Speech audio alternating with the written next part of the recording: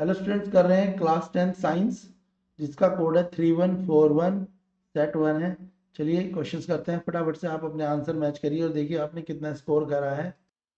First question है हमारा बेटा, zinc react with 2CH3COOH gives CH3COOH twice zinc plus H2। तो ये रिएक्शन कौन सी रिएक्शन है?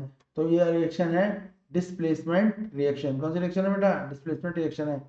यहाँ पे एक मेटल को रिप्लेस कर दिया जाएगा। क्वेश्चन नंबर 2 बोला, an aqueous solution of a salt turn blue litmus to red, the salt could be one obtain by the reaction. तो हमें पता है जब ब्लू से रेड होगा यानी मीडियम क्या होना चाहिए? एसिडिक मीडियम होना चाहिए। तो इसमें क्या होना चाहिए? एक स्ट्रॉन्ग एसिड होगा और दूसरा वीक बेस होगा। तो इसमें स्ट्रॉन्ग एसिड तो HCl है और स्ट्रॉन्ग बेस क्या है? NH4OH। तो ऑप्शन क्या होगा इसका? डी होगा, क्योंकि क्या बना रहा है? ब्लू से रेड यानी एसिड की बात हो रही है, और रेड से ब्लू बनाता तो क्या हो जाता? बेसिक। तो यहाँ पे अगर ब्लू से रेड बना रहा है तो एक स्ट्रॉन्ग एसिड वो HCl है और स्ट्रॉन्ग बेस क्या होगा? NH4। तो सेकंड का ऑप्शन होगा ऑप्शन डी। थर्ड क्वेश्चन देखते हैं हम। ठीक है बेटा, थर्ड क्वेश्चन क्या है हमारा देखो। तो जो हमारा थर्ड क्वेश्चन है वो है बेटा, जो हमारा थर्ड क्वेश्चन में क्या पूछा गया हमसे? Four solution namely glucose, alcohol, hydrochloric acid, sulphuric acid filled with the four separate beaker और कनेक्ट करेंगे उनको one by one in an electric circuit with a bulb. Electric circuit से जिसमें एक बल्ब होगा। The solution with the bulb will glow when current pass. तो हमें पता है कि करंट किस में पास होगा? तो करंट पास होगा हमारा हाइड्रोक्लोरिक एसिड में और सल्फ्यूरिक एसिड में, क्योंकि ये क्या करेंगे? ये आयन को रिलीज कर सकते हैं। औरों में क्या होगा? आयन रिलीज नहीं हो सकते। ठीक है, ये क्योंकि स्ट्रॉन्ग एसिड है तो ये क्या करेंगे? आयन को रिलीज कर देगा, हाइड्रोक्लोरिक एसिड और sulphuric acid. Question number fourth है। फोर्थ बोला है the metal which are found in both free state as well as combined state. देखो फ्री स्टेट में तो गोल्ड और प्लेटिनम भी मिलता है, पर अगर हम बात करें फ्री स्टेट की भी और सिल्वर स्टेट की, उसमें दोनों चीज होनी चाहिए, फ्री भी और कंबाइंड स्टेट। तो इसका आंसर हो जाएगा कॉपर एंड सिल्वर। कॉपर और सिल्वर आपको फ्री और कंबाइंड दोनों ही स्टेट में आपको कॉपर और सिल्वर मिलता है। क्वेश्चन नंबर फिफ्थ में the number of single and double bond बताने present in the molecule of benzene. तो बेटा मैं पहले बेंजीन का स्ट्रक्चर पता होना चाहिए। तो बेंजीन में कार्बन के कितने होते हैं? 6 होते हैं, जिसमें एक जगह डबल बॉन्ड, एक जगह single bond, double bond, single bond, 3 double bond और 3 सिंगल बॉन्ड होते हैं कार्बन कार्बन के बीच में। उसके अलावा सिंगल बॉन्ड किसके होते हैं? हाइड्रोजन के सिंगल बॉन्ड लग जाते हैं सभी कार्बन। तो बेंजीन का स्ट्रक्चर तो आपको पहले से ही बनाना आता होगा। ठीक है, अब अगर हम इसमें देखें कि सिंगल बॉन्ड कितने और डबल बॉन्ड कितने, तो देखो कार्बन और कार्बन के डबल बॉन्ड बनेंगे 3, क्योंकि 3 जगहों पे कार्बन डबल बॉन्ड में दिखाई देगा और 3 जगहों पे सिंगल बॉन्ड में। तो कार्बन कार्बन के डबल बॉन्ड कितने बने? 3। कार्बन कार्बन के सिंगल बॉन्ड कितने? वो भी बने 3। और कार्बन हाइड्रोजन के सिंगल बॉन्ड कितने बने? वो बने 6। तो टोटल सिंगल बॉन्ड कितने बन गए? 9। और टोटल डबल बॉन्ड कितने बन गए? 3। तो क्वेश्चन में बोला है पहले क्या होगा? पहले पूछा है सिंगल बॉन्ड और बाद में पूछा है डबल बॉन्ड। तो क्वेश्चन फिफ्थ का ऑप्शन क्या हो जाएगा? क्वेश्चन फिफ्थ का ऑप्शन हो जाएगा बेटा क्या? 9 और 3, और ये है ऑप्शन बी। क्लियर है आपको? क्वेश्चन फिफ्थ का आंसर हो जाएगा ऑप्शन बी। समझ आ गया क्यों? चलिए क्वेश्चन नंबर 6 देखते हैं। क्वेश्चन 6 में हमसे पूछा है in a human being when process of digestion is complete the protein, carbohydrate, fat respectively finally converted. तो प्रोटीन जो है, कार्बोहाइड्रेट और फैट जो है कैसे कन्वर्ट होते हैं? तो फर्स्ट ऑफ ऑल क्या कन्वर्ट होता है हमारा? सबसे पहले जो कन्वर्ट होगा बेटा वो होगा अमाइनो एसिड, फिर बनेगा ग्लूकोज और फिर आएगा फैटी एसिड। तो क्वेश्चन 6 का आंसर क्या होगा? बी। क्वेश्चन 6 का आंसर कौन सा हो जाएगा? बी। क्वेश्चन नंबर 7 देखते हैं। 7 है a plant growth inhibitor, plant growth inhibitor hormones which cause wilting of leaves. तो विल्टिंग ऑफ लीव्स कौन से हार्मोन करता है? ग्रोथ हार्मोन पूछा है ना। तो एब्सिसिक एसिड है वो। ग्रोथ इनहिबिटर हार्मोन कौन सा होता है? जो ग्रोथ को रोके। इनहिबिटर का मतलब ग्रोथ को थोड़े समय के लिए सस्पेंड कर दे, तो वो एब्सिसिक एसिड है। क्वेश्चन 7 का आंसर हो जाएगा ऑप्शन सी। क्वेश्चन 8 में पूछा है the plant that can be raised by the method of vegetative propagation. तो कौन से प्लांट होते हैं रेज होते हैं मेथड ऑफ वेजिटेटिव प्रोपोगेशन? तो वो है शुगर, रोज और ग्रेप्स। क्वेश्चन 8 का आंसर होगा ऑप्शन ए। क्लियर है बच्चों? तो हमें पता लग गया फिफ्थ का आंसर बी है, सिक्स का आंसर बी है, सेवंथ का आंसर सी है, क्वेश्चन 8 का आंसर क्या है? ए है। चलिए क्वेश्चन नंबर 9 करते हैं फटाफट से बच्चों। क्वेश्चन 9 है हमारा, क्वेश्चन जो हमारा 9 है बेटा, देखो क्वेश्चन 9 में बोला है the part of seed which is a source of food during the germination of seed. तो सोर्स ऑफ फूड क्या होता है जर्मिनेशन के टाइम पे? तो इसका ऑप्शन है ऑप्शन ए, क्या होता है? ऑप्शन ए कॉटिलैंड होता है। क्या होता है बेटा? कॉटिलैंड होता है। क्वेश्चन नंबर 10 देखेंगे फटाफट से हम। क्वेश्चन नंबर 10 में बोला है the zygote is formed, the zygote is formed by fusion of male gamete and female gamete. The number of chromosome in zygotes of human is, तो हमारे को पता है कि टोटल कितने होते हैं। देखो टोटल जो क्रोमोसोम होते हैं, टोटल क्रोमोसोम जो होते हैं वो कितने होते हैं भाई? टोटल क्रोमोसोम जो होते हैं उनके पेयर कितने होते हैं? पेयर होते हैं 22, नंबर ऑफ क्रोमोसोम होते हैं 44, और एक पेयर होता है सेक्स क्रोमोसोम का, और इसमें तुम टोटल कितने हो गए? 2 हो गए। तो नंबर ऑफ टोटल क्रोमोसोम कितने हो गए? 46, और पेयर कितने हो गए? 23 तो पेयर होंगे और 46 क्रोमोसोम होंगे। 22 पेयर एक, और एक पेयर किसका होगा? सेक्स क्रोमोसोम का। तो क्वेश्चन नंबर 10 का आंसर हो जाएगा 46। क्या हो जाएगा क्वेश्चन नंबर 10 का आंसर? 46। क्वेश्चन नंबर 11 देखते हैं बेटा। क्वेश्चन नंबर 11 में दिया है एब्सोल्यूट रिफ्रैक्टिव इंडेक्स ग्लास का और वाटर का। तो ग्लास का क्या दिया है? 3:2, वाटर का क्या दिया है? 4:3 क्वेश्चन में गिवन है। तो हम वैक्यूम के रिस्पेक्ट में ग्लास को रखेंगे, तो वैक्यूम ऑन ग्लास की वैल्यू क्या है? 3:2। वैक्यूम ऑफ वाटर की दी है क्या? 4:3। वैल्यूज को पुट कर देंगे बेटा। यहाँ पे वो हमारे को स्पीड जो है लाइट की दी हुई है, तो क्या रख देंगे? Vacuum upon light equal to जो ग्लास का दे रखा है, क्रॉस करके सॉल्व करेंगे तो हमारे पे निकल जाएगी वैल्यू किसकी? ठीक है, वैक्यूम की। दो क्या आ गई? 3 इंटू 10 की पावर 8, और फिर इस वैल्यू को यहाँ पे पुट करेंगे तो क्या निकल जाएगी? वैक्यूम इन रिस्पेक्ट टू क्या निकल जाएगी? Speed of light in water निकल जाएगी। तो लाइट इन वाटर क्या आएगी? 9/3 इंटू 10 की पावर 8। ठीक है, तो आपको क्या करना है, पहले आपको रिफ्रैक्टिव इंडेक्स गिवन है, आप वैक्यूम का रिस्पेक्ट टू ग्लास और वैक्यूम रिस्पेक्ट टू वाटर रखेंगे, वैल्यूज पुट करेंगे, कैलकुलेशन करेंगे बेटा, तो आपका क्वेश्चन बड़े आराम से सॉल्व हो जाएगा। क्लियर है? इसके बाद क्वेश्चन नंबर क्या है आपका? 12 क्वेश्चन में बोला हुआ है आपसे, क्या बोला हुआ 12 क्वेश्चन में? क्वेश्चन 12 में आपसे बोला when a beam of white light passes through a region having very particle, ठीक है, the colour of light mainly scattered in the region. तो इसका आंसर हो जाएगा ब्लू। देखो स्मॉल पार्टिकल्स में जो होता है स्कैटर करती है लाइट, तो कौन से कलर पे करती है?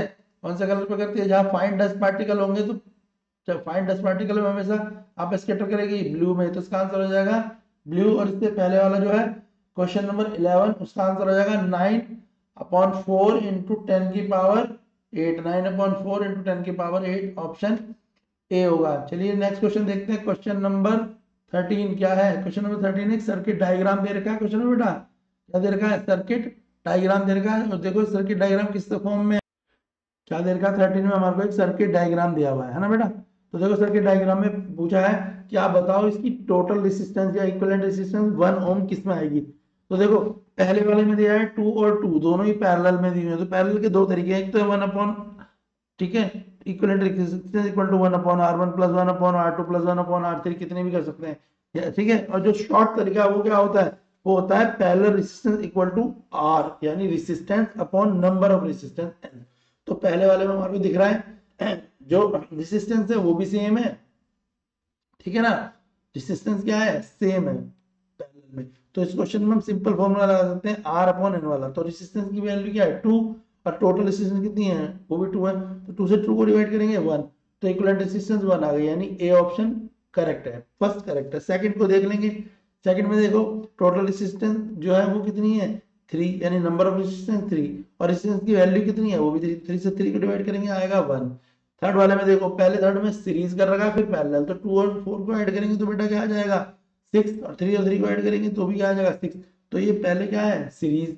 तो सीरीज में हमने क्या करा? R1 R2 को ऐड कर दिया, तो 2 और 4 6, 3 और 3 6। अब इनको पैरेलल कर दिया 1/6 1/6, तो क्या हो जाएगा? 2/6 सॉल्व करेंगे तो आ जाएगा 3। हमें क्या लाना है? 1 लाना है। तो थर्ड वाला गलत है। फोर्थ में हम क्या कर सकते हैं? सेम कर देंगे, क्योंकि दोनों की क्या है? रेसिस्टेंस सेम है, तो हम रेसिस्टेंस को लिख देंगे 5, और टोटल कितनी है? 2। तो 0.5/2 सॉल्व करेंगे तो आ जाएगा 1/4, आ गया नहीं 4। तो ये भी क्या है? सही नहीं है। तो इसका ऑप्शन कौन सा होगा? फर्स्ट। और जो इसका ऑप्शन है फर्स्ट और सेकंड, दोनों ऑप्शन पहले वाला यानी दो करेक्ट है, तो फर्स्ट और सेकंड वाला इसका ऑप्शन करेक्ट है, बाकी ऑप्शन क्या होगा बेटा, इसका फॉल्स होगा। फर्स्ट और सेकंड इसका करेक्ट ऑप्शन है। क्लियर है। नेक्स्ट क्वेश्चन देखते हैं, हमारा नेक्स्ट क्वेश्चन क्या है बच्चों। नेक्स्ट क्वेश्चन देखो, ठीक है, इसका first second clear. Next question numerical, the electric iron resistance 20 ohm. Electric iron resistance कितनी ओम की है, 20 ओम की है ना। क्वेश्चन में an electric iron of resistance कितनी है, 20 ओम, करंट कितना है 5 एम्पियर, और वो कितनी हीट 30 सेकंड में डेवलप कर रही है। तो बेटा रेजिस्टेंस कितनी है 20 है, करंट कितना है 5 एम्पियर है, टाइम कितना है 30 सेकंड, तीनों चीजें गिवन है। हीट का फॉर्मूला लगा देंगे आई स्क्वायर आर टी, फॉर्मूला लगाएंगे आई स्क्वायर आर टी।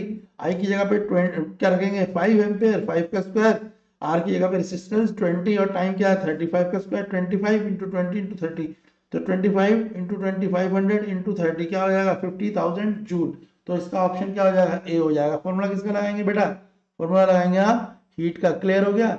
तो इसका ऑप्शन क्या हो जाएगा 15,000 जूल। समझ आया, क्योंकि हमें क्या गिवन था, रेजिस्टेंस गिवन है, करंट गिवन है, टाइम गिवन है, हीट का फॉर्मूला लगाओ I square R T, values put करो और कैलकुलेट करोगे तो आपका आंसर करेक्ट आएगा। समझ आ गया ना बेटा। तो हमारे को पता लग गया इसका ऑप्शन क्या है हमारा 15,000 जूल। चलिए नेक्स्ट क्वेश्चन देखते हैं। नेक्स्ट क्वेश्चन क्या है हमारा, नेक्स्ट क्वेश्चन है हमारे को दे रखा है बेटा, नेक्स्ट क्वेश्चन है हमें दे रखा है एक रेक्टेंगुलर लूप है ABCD carrying a current I is situated near the straight conductor of xy such that the conductor is parallel to the side of AB of the loop and its plane of the loop. It study a current I is established in the conductor as shown figure. तो बेटा हमारे को दो figure दे रखी है, एक rectangular figure दे रखी है। देखो जो रेक्टेंगुलर फिगर है ABCD, इसमें करंट कैसे जा रहा है क्लॉकवाइज जा रहा है, और दूसरी तरफ जो XY है उसमें करंट कहाँ जा रहा है ऊपर जा रहा है। तो जब भी करंट ऊपर जाता है तो बेटा इसका मतलब भी क्या होता है क्लॉकवाइज होता है। ठीक है, एबीसीडी रेक्टेंगल में तो दिखाई दे रहा है क्लॉकवाइज, और अगर करंट ऊपर जा रहा है तो वो भी क्या होता है क्लॉकवाइज होता है। तो हमारे को ये बात पता है जब दोनों करंट क्या होते हैं सेम डायरेक्शन में जाते हैं, जब दोनों current when a current flow through the conductor create a magnetic field, जैसे करंट पास होगा कंडक्टर में तो क्या करेगा मैग्नेटिक फील्ड, ठीक है, वो क्रिएट करेगा। कौन बताता है ये, मैं हमारे को पता है राइट हैंड थंब रूल के हिसाब से हम इस बात को जानते हैं। और जब दोनों का करंट सेम जगह पे जाएगा तो क्या होगा, वो एक दूसरे को अट्रैक्ट करेंगे, एक दूसरे को अट्रैक्ट करेंगे। अब यहाँ पर आपको देखेंगे कि एबीसीडी जो है क्या है, एक रेक्टेंगुलर लूप है और दूसरा जो स्ट्रिक्ट कंडक्टर है वो एक्स वाई है, और दोनों सेम डायरेक्शन में। मैंने बता दिया कि दोनों क्लॉकवाइज जा रहे हैं, इसलिए क्या होगा द मैग्नेटिक फील्ड क्रिएट जो loop will be attract the conductor of X Y towards causing the move towards the AB. इसलिए जो एक्स वाई है वो किसकी तरफ चला जाएगा, ए बी की तरफ अट्रैक्ट हो जाएगा वो, क्योंकि ए बी जो है उसकी मैग्नेटिक फील्ड जो भी ज्यादा स्ट्रांग होगी तो ए बी की तरफ क्या होगा एक्स वाई अट्रैक्ट हो जाएगा। तो इसके हिसाब से बेटा जो इसका ऑप्शन होगा क्वेश्चन नंबर 15 का ऑप्शन क्या बन जाएगा, option B, move towards the side of A B of the loop. Next question है some waste are given below. कौन से वेस्ट जो है होते हैं, देखो गार्डन वेस्ट काम आएगा, बॉल पॉइंट पेन रिफिल ये एक वेस्ट है, एम्प्टी मेडिसिन बॉटल में ये भी एक वेस्ट है, पील ऑफ फ्रूट एंड वेजिटेबल मगर ये भी काम आएगा। तो सेकंड और थर्ड जो है वो क्या है, वो वेस्ट है। तो इसका जो ऑप्शन बनेगा बेटा वो कौन सा होगा, सेकंड और थर्ड, ऑप्शन बी। ठीक है, इसका ऑप्शन क्या हो जाएगा, क्वेश्चन नंबर 16 का ऑप्शन हो जाएगा सेकंड और थर्ड। क्लियर है। चलो नेक्स्ट क्वेश्चन देखते हैं। नेक्स्ट क्वेश्चन हमारा असर्शन रीजन है। असर्शन रीजन क्या है, क्वेश्चन नंबर 17 असर्शन रीजन में बोला गया है कि क्या बोला है, द असर्शन ऑफ अ क्या बोला है, the extraction of a metal from the sulphide ores cannot take place without roasting of the ores। ये असर्शन है, roasting convert sulphide ore directly into metal. तो इसका असर्शन तो बेटा 17 का करेक्ट है, और इसका रीजन क्या है वो फॉल्स है। इसके कारण 17 का ऑप्शन क्या हो जाएगा, ऑप्शन सी हो जाएगा। 18 in the human heart ventricles have thicker muscular wall than arteries. तो ये करेक्ट है, इसका असर्शन करेक्ट है। नेक्स्ट है ventricles have pump blood into the various organ, इसका रीजन भी करेक्ट है। क्वेश्चन 18 के असर्शन रीजन दोनों करेक्ट है, तो इसका ऑप्शन क्या हो जाएगा बेटा, इसका ऑप्शन हो जाएगा ए। क्लियर है हमारे को, इसका ऑप्शन क्या हो जाएगा ए। क्वेश्चन नंबर 19 देखेंगे। 19 में बोला है, क्या बोला है 19 में, 19 में बोला बेटा magnetic field never intersect each other. 19 में असर्शन जो है वो करेक्ट है आपका, और रीजन में बोला if they intersect then at the point of intersection the compass needle would point towards two direction which is not possible। तो इसका जो रीजन है वो भी करेक्ट है, तो इसका ऑप्शन क्या हो जाएगा, ऑप्शन ए हो जाएगा। इसका आंसर भी क्या होगा, ऑप्शन ए।